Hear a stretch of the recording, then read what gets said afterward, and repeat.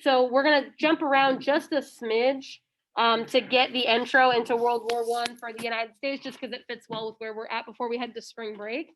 But then we're going to jump back to other things.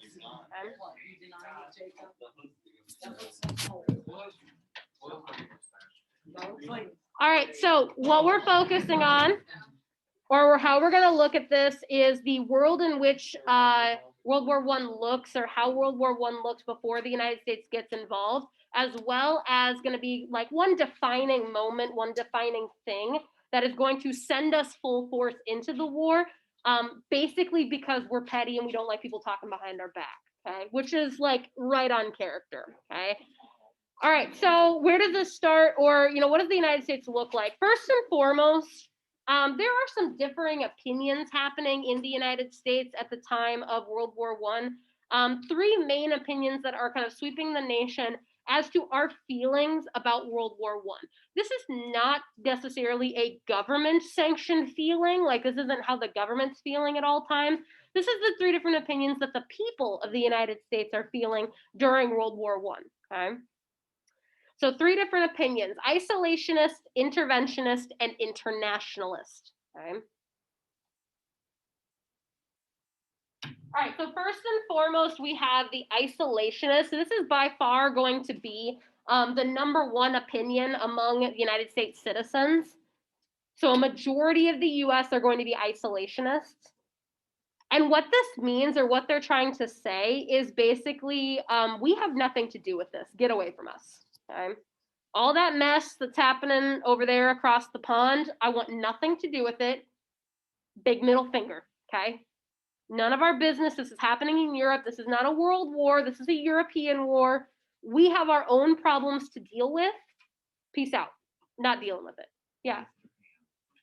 Japan is fighting its own war with Russia and building an empire. We don't get to Japan for a hot second. Nora, did you have a question? I'm sorry. You kind of...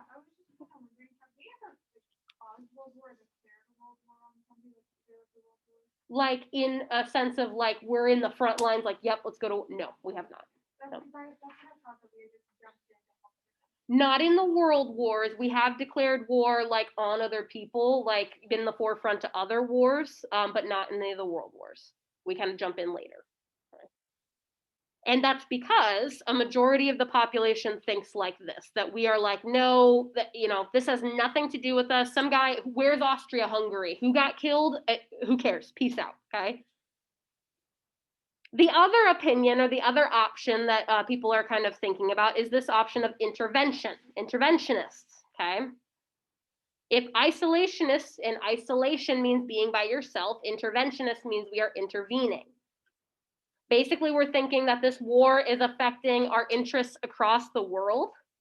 So yeah, it's not involving any of us directly, but you know who it is involving? People that we trade with, countries that are close to our imperialist nations, or close to our colonies, right? Things that we do have interest in, even if it's not directly hurting us. Nobody is directly bombing us. Nobody is directly killing our president, but it does involve us. Yeah. Really wanted to trade with us more, they just asked for our help in World War. Oh my gosh, it's almost like that's coming. So this war, even though it's not directly affecting us, nobody is directly fighting us, nobody's calling us out, nobody's killing our archdukes, right? We still have interests with the countries that are at war, and we need to help, okay? Last but not least, we have these ideas called internationalists. This one's the minority of the three in terms of how people are thinking. I like to call this like the presidential approach, or the executive approach, okay? Basically, they're saying, we should go fight, but we shouldn't go fight to like prove ourselves. We can't go fight to show the other countries how superior we are. We shouldn't be fighting to prove our greatness. No. We need to be proving, or we need to be fighting because we need to promote world peace. That once this is over, we can go back to a normal schedule, like our regularly scheduled programming. That once this is over, we can work towards world peace, but it has to get over somehow, so we need to participate. That doesn't really make sense. I know. Just as Ryan pointed out, it doesn't make a whole lot of sense. They want to participate, but they want to participate for themselves. And Yeah. They also were saying we're not participating for ourselves, we're participating for all. Yeah. So we are going to fight, but for peace. Yeah. Yeah. We're going to fight not because people are mad at us. We're going to fight not because people are telling us to. We're going to fight because we need world peace afterward. Thank you, Sally. See who's lucky.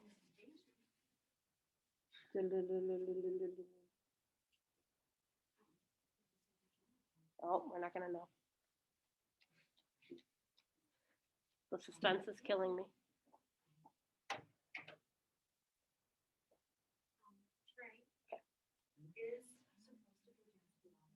Cool beans. All right.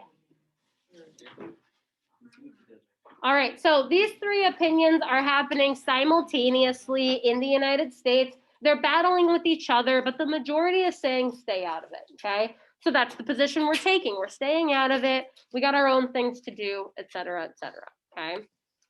So if we look back to Europe for just a quick second, my apologies. If we look back to Europe for just a quick second, we've got some other things that are happening. I was trying to think of a better euphemism, just things that are happening, okay?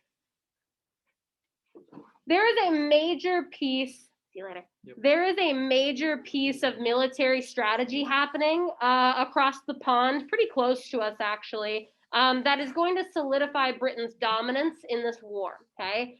So at the same time that we're having these opinions, the British blockade is happening on the other side of the pond, of the Atlantic Ocean, okay?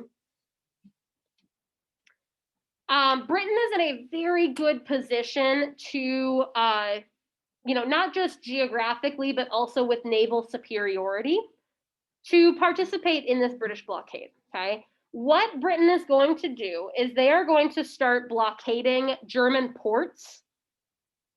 So basically all of this area that Germany has access to water travel, they're gonna start blocking it with their Navy vessels, with their dreadnoughts, et cetera, and stopping incoming like imports, exports, all of that fun stuff, and confiscating contraband, quote unquote contraband.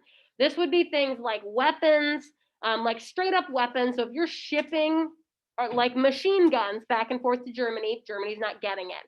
It could also be things like war materials, so ammunition, what's another good example? Uniforms, helmets, other metals, raw metal that could be used to make weapons, all that stuff stops there, okay? Yes. Rations. Eventually, yes. So like at the beginning, we're just stopping like weapons, war materials, things that you can directly pick up and go, yep, they're using this to fight us, okay?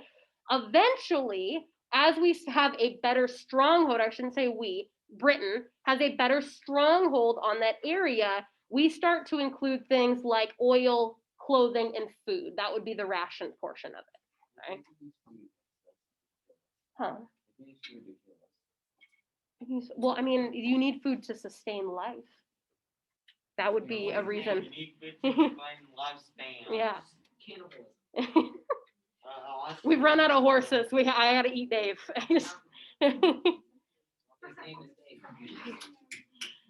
So the British blockade is going to move to that area, that we're going to start with just war materials, things that I can directly look at this and say, hey, they can use this against us, to eventually do things like oil, which isn't always used for war stuff. It can be used for other like vehicles. We don't necessarily have like Model Ts roaming around yet, but we do have other things we can use oil for, especially fire and like stovetops, et cetera, et cetera. We're going to stop clothing from coming in, and food is going to be the big one, okay? Once we stop, I should need to stop saying we. Once Britain stops the import export of different foods from coming into Germany, or like limiting the amount that's coming in, Britain will literally starve Germany because they are taking away all of the food coming in.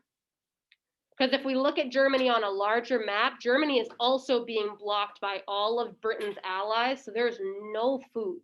Yeah. Well, what's the point in having all those big guns and all that good tech if you don't have any soldiers? Exactly. That's kind of that's that's kind of the last ditch, right? Like, oh, we took away all the weapons and stuff. It's working, but it's not working well enough. Let's start taking away the things that really hurt. Okay. Well, I mean, technically, if you don't feed them. When you said children, that made me think of the one being much worse than a rapist for a Child, no. Yeah, Sean. He's trying to restart world hunger. World I mean, world hunger is always a thing, but they're definitely starving Germany out of the war. Yeah. You know the weirdest thing to see in war? What? A Roomba. That would be kind of weird. Coming at you with a mini gun. That'd be weird. I want a Roomba so bad. You never know if they're gonna get like their own mind and I want to put googly's eyes on it and make my cat like ride it around. That's my ultimate goal. I want to shot it with a 12 gauge. No, don't shoot the Roomba. Have you seen Huh. Have you seen the videos where they like take knives to them and they have They just roll it around. Yeah. All right. So the last piece that we're gonna do here, I know this was really short. You guys can literally go ahead and put your notes away. I just wanted to get a start on this. We are gonna watch a video just very briefly.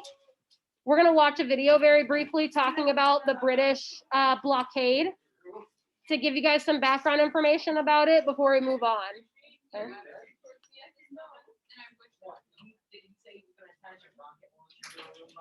Okay, so what is happening right now? What's happening right now is that we're putting notes away. Hold on.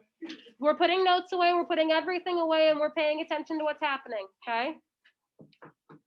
All I'm asking is your attention as this guy talks about the British blockade and the effects that it has, okay?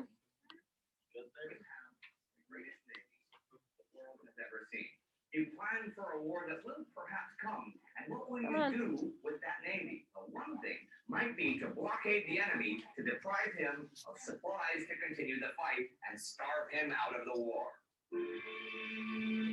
Okay. It's a little bloody. Kind of.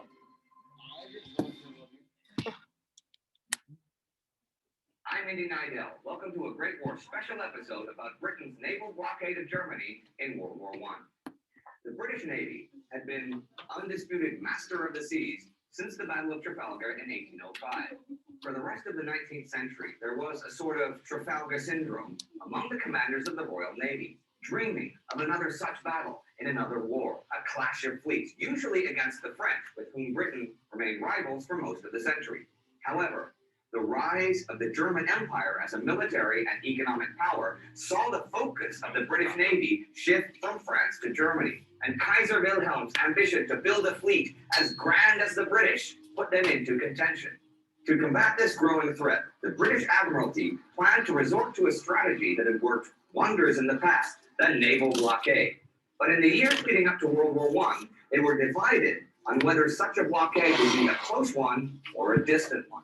A close blockade was the traditional one, where enemy ports would be directly closed off by flotillas of light ships. There like are way too destroyers many people that on prevented electronic ships from devices leaving, right now. while larger ships like dreadnoughts supported the smaller ones and prevented the enemy fleet from attacking them. But blockading Germany presented different problems from blockading the French. Instead of just operating across the channel, destroyers would now have to cross the North Sea to cut off German ports. And the destroyers currently at the Royal Navy's disposal did not have the endurance for that. There was also the growing threat of torpedoes, submarines, and mines. And if British destroyers were going to operate around the Heligoland fight, that would be a real problem for them. So, from around 1912 on, under the leadership of First Lord of the Admiralty Winston Churchill, the distant blockade was adopted, together with the idea of drawing the enemy fleet into a single decisive battle. A distant blockade required the British Navy to close off access to the North Sea to German shipping. The English Channel would be mined and patrolled, while the heavier ships would be stationed in Scotland at Scapa Flow to prevent northern access. This would effectively turn the North Sea into a no man's land and ideally would starve Germany of supplies. Economic warfare was becoming a thing, and Germany imported around a quarter of its food. Charles Otley, British Director of Naval Intelligence, even said, "The process of economic exhaustion will perhaps be slow, but the mills of the superior sea power grind exceedingly small. 6 months after the outbreak of war, the grass will be springing between the cobblestones in Hamburg and Bremen, or rather, upon the wharves and quays."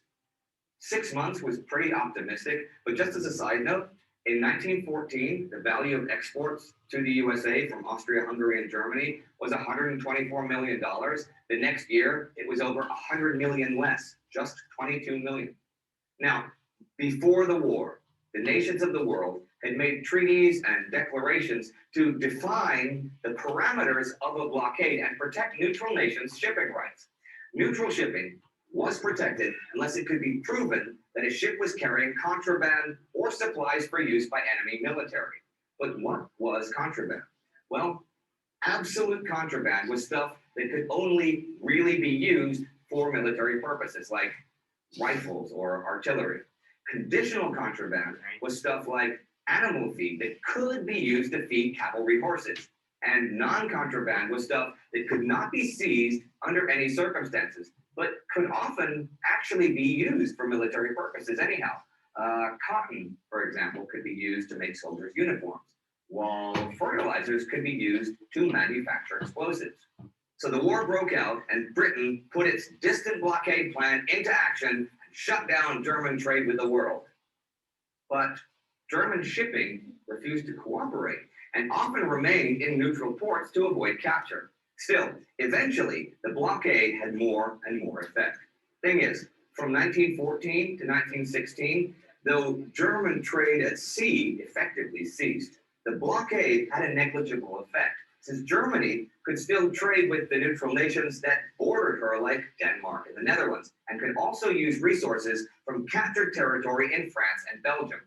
From 1916 to the end of the war, though, the blockade ground down Germany's ability to sustain itself. The Royal Navy was more ruthless about pursuing neutral shipping, and the US entry into the war provided a massive boost to the blockade. See, the British blockade had been an inconvenience to American trade, but German unrestricted submarine warfare had taken American lives. The blockade was very much a waiting game.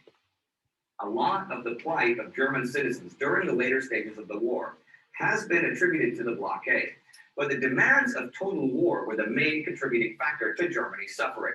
The blockade just tightened the screws.